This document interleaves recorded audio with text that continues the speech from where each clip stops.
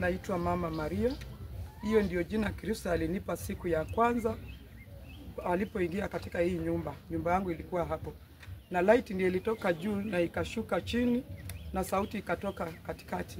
Ikasema mimi ni Kristo, nimetumwa na Baba, ninatafuta Mama Maria. Nikamjibu, mimi sijui Mama Maria. Akaniambia ni wewe. Ni kiti ilikuwa imejificha na wakati umeadia waweze kujitambulisha. Haukuzaliwa, hauna baba, ulizaliwa na Roho Mtakatifu. Alipomaliza aliita bwana yangu Joseph, naye akamwambia mimi sio Joseph. Na akamwambia wewe ni Joseph, lakini ulipata bahati na haukuitumia kwa ukweli. Ulidanganya Maria, mkaenda kanisani, mkafunga ndoa, na wewe ulikuwa umeficha bibi. Mwenzangu alianguka. Nikaona anapoamka anakubali. Mungu akamwambia nimewapa punishment kutubu kwa miaka 5. Msiende kanisa mkapokea. Tulitubu kwa hiyo miaka. Baada ya miaka 5 Kristo tena alirudi. Akanipa vitabu, akanituma nipelekee Father. Nikapelekea Father Rangiri Luanya. Nilipopeleka Father aliangalia chini hivi na akasoma kwa hiyo vitabu na akatupa siku ya kuja kufanya misa hapa. Alipofanya misa ndio nikaacha kulala kwa mlima. Hiyo mlima nililala kwa miezi 2. Nikuanga pale mwezi inashuka chini. Inanionyesha kila kitu.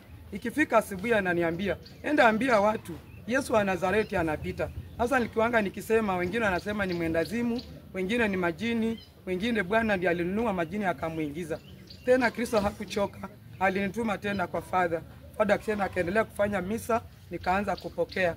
Sasa hiyo jua tunapiga story mchana, mwezi tunaongea jioni. Nyota kubwa inaweza simama hapo. Ikiniita inaniambia kuambia watu kutubu. Ikisimama hapa inaongea kutubu. Nyinyi mnaona mvua, mnajua tu mvua imekuja kunyesha. Kuna ile inaanza kunyesha anakuita, anakuambia Maria, dunia imepotea. Watu wanaabudu miungu, wanaabudu madawa. Wengine wanapingana hakuna Mungu. Anasema niwaambie yeye ako. Na watu wanastahili kutubu, tubadilike na tumfuate kwa njia ya ukweli.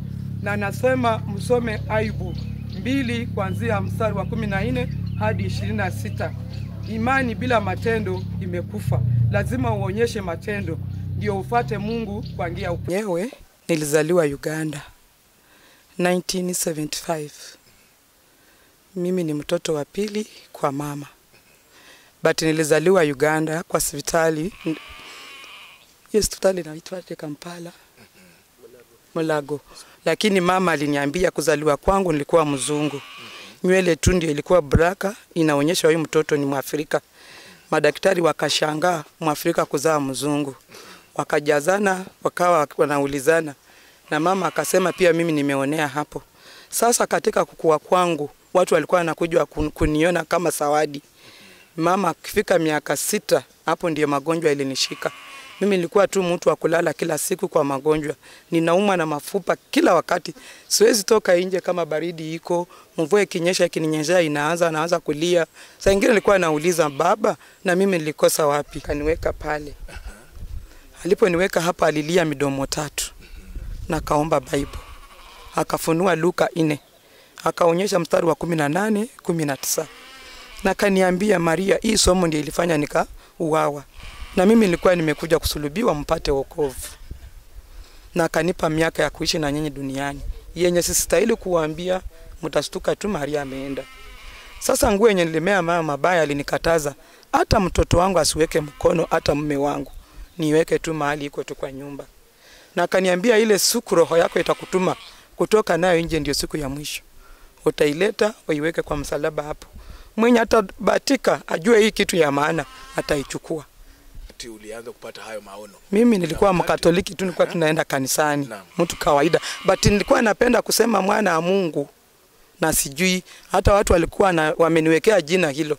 Sikuwa wananiita mtoto wa Mungu. Kwa maana nilikuwa napenda hiyo kitu na sikuwa najua kama kuna kitu ndani mwa. Sasa alikuwa nalala kwa hiyo mlima yenye nilikuwa nakwambia hapo. Inaitwa mlima? Hii ya Nangoma tu hii. Sasa hapo mlima nilikuanga nikitoka hapa mbio.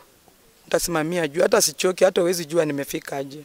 Biblia. Sasa mtu anasema lakini kama ni majini mbona inafungana kwa kitabu cha Mungu? Kila saa inapoteana nini?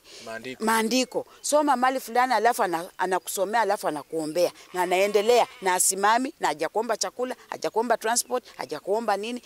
Kwa mara mingi unaonanga watu wenye wanataka vitu ya majini ama kama ni mganga, lazima atataka ile sadaka ya kuchinja nini. Lakini alikuwa akuli, alikuwa halali kwa mtu, hata kama ni usiku atatembea paka arudi hapa. Mwenye unamfuata kama uko na bidii wewe fuata penye ataenda mpaka atarudi. Kama uwezi wewe baki penye umebaki. Yeye ataendelea hivyo. Tena mtakutania wapi? Sasa nyumbani watu wameanza kumjua na wote wamerudi, wameanza kujua kweli ile ilikuwa ni kipawa. Ni wengi wamepona. Wale wenye walikuwa wazai wakaanza kuzaa. Kuna boma yenye alienda akaombea kama wa vijana hawazai, hawapozi wanawake. Akawaambia kuanzia leo kila mtu afanye nini? Atafute bibi. Na walipata wabibi wameshazaa watoto, wameleta mbuzi, walileta ndama 2.